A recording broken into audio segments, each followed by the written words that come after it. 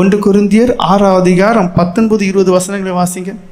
சரீரமானது நீங்கள் தேவனாலே பெற்றும் உங்கள் தங்கி இருக்கிற பரிசுத்தாவினுடைய ஆலயமாய் இருக்கிறது என்றும் நீங்கள் உங்களுடையவர்கள் அல்லவென்று அறியீர்களா? கிரயத்துக்கு கொல்லப்பட்டீர்களே. பாருங்க, எதற்காக ரட்சிக்கப்பட்ட ஜனங்கள், தேவாவி பெற்றதான ஜனங்கள் மீட்கப்பட்டிருக்கிறீர்கள். இயேசுவின் இரத்தத்தாலே யாரெல்லாம் மீட்கப்பட்டிருக்கிறீர்கள், நீங்க எதற்காக மீட்கப்பட்டிருக்கிறீர்கள் என்பதை உங்களுக்கு தெரியணும். முதல்ல எதற்காக மீட்கப்பட்டிருக்கிறீர்கள்?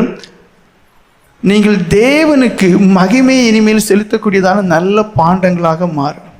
உங்களுடைய சரீரமும் சரி, உங்களுக்குள்ள இருக்கக்கூடிய ஆவியும் சரி, அது பாவங்களிலிருந்து விலகினதாக இருக்க வேண்டும். இந்த சரீரம் இயேசுவின் இரத்தத்தை கொடுத்து, அதை கிரயமாக கொடுத்து, விலை கொடுத்து வாங்கப்பட்ட ஒரு சரீரம். இந்த சரீரத்தை இனிமேல் நான் என்ன பண்ணக்கூடாது, என் விருப்பப்படி செய்யக்கூடாது. இந்த சரீரத்துக்குள்ள இருக்கக்கூடிய ஆவியும் என் விருப்பத்தின்படி நடந்து நான் துக்கப்படுத்தக்கூடாது. இந்த சரீரத்தை கொண்டும் இந்த ஆவியை கொண்டும் நான் என்ன செய்யணும், தேவனை மகிமைப்படுத்த வேண்டும். இந்த உலகத்தில் ஒளியாய் உப்பாய் இருந்து நற்கிரியைகளை செய்யக்கூடியவர்களாக, தேவ பக்தி உள்ள ஒரு சந்ததிகளாக இருக்க வேண்டும். தேவ சித்தம் மாத்திரம் செய்யக்கூடிய ஜனங்களாக இருக்க வேண்டும். வாசிங்க மறுபடியும். கிரயத்துக்கு கொல்லப்பட்டீர்களே, ஆகையால் தேவனுக்கு உடையவர்களாய் உங்கள் சரீரத்தினால் உங்கள் ஆவியினாலும் தேவனை மகிமைப்படுத்துங்கள். பாருங்க, கிரயத்து கொள்ளப்பட்டீர்களே, இயேசு கிறிஸ்துவனுடைய குற்றமற்ற விலையேற பெற்ற இரத்தத்தை கொடுத்து நீங்க தேவனாலே விலை கொடுத்து வாங்கப்பட்டவர்கள். விடுவிக்கப்பட்டதான ஜனங்களுக்கு எப்படிப்பட்ட உணர்வு இருக்க வேண்டும் என்றால், நான் என்னுடையவன் அல்ல. அதான் பவுல் அப்போஸ்தலன், இனி நான் அல்ல, கிறிஸ்துவே என்னில் வாழ்கிறார் என்று. அதுக்கு பெஸ்ட் எக்ஸாம்பிள் எங்க வரும்னா, பவுல் அப்போஸ்தலர் என்ன செய்வார், கப்பல் உடைஞ்சு போகும்.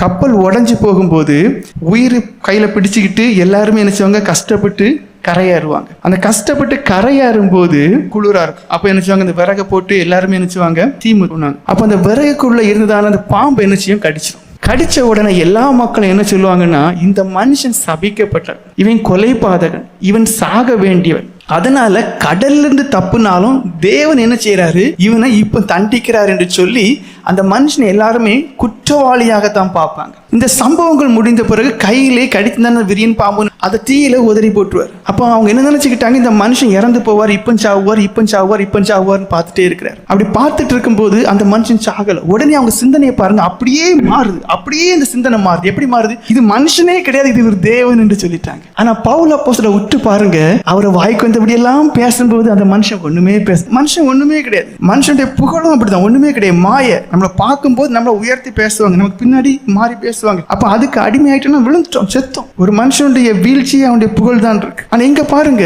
அவன் சடுதியாய் விழுந்து சாவான் என்று அவர்கள் பார்த்து கொண்டிருந்தார்கள். நெடுநேரமாய் பார்த்து கொண்டிருந்தும் ஒரு சேதமும் அவனுக்கு வராது கண்டபோது வேறு சிந்தையாகி இவன் தேவன் என்று சொல்லிக் கொண்டார்கள். ஆனா அந்த ரெண்டு சம்பவத்திலையும் நீங்க பாருங்க, அவருக்கு எந்த ரியாக்ஷனுமே காட்ட மாட்டார். அவர் பக்கத்துல இருந்து திட்டும் போதும் அவர் அமைதியா இருந்தார், தேவன் என்று சொல்லும் போதும் சும்மா தான் இருந்தார். சுயஞ்சார். நீங்க உண்மையிலேயே இயேசு கிறிஸ்துவனுடைய இரத்தத்தினாலே கழுவப்பட வேண்டும். கழுவப்பட்டு உங்களுடைய ஆவியிலும் சரீரத்திலும் நீங்கள் கிரியை செய்யக்கூடியவர்களாக இருக்க வேண்டும். அது எதுவுமே நான் செய்தேன்னு சொல்லக்கூடாது. அது எதுவுமே நான் என் சுயபலத்துல என் ஞானத்தால செய்தேன்னு சொல்லக்கூடாது. எல்லாம் புகழையும் அவருக்கு தான் கொடுக்கணும். ஏன்னா அதான் வேதம் தெளிவா சொல்லுது. பாருங்க, அப்போ ஒரு மனுஷனுடைய அந்த சுயம் சாகனம். அப்படி அது செத்தா மட்டும்தான் அந்த மனுஷன் தன் சரீரத்தினாலும் தன்னுடைய ஆவியினாலும் தேவனுக்கு மகிமையான ஒரு பாத்திரமாக இருக்க முடியும்.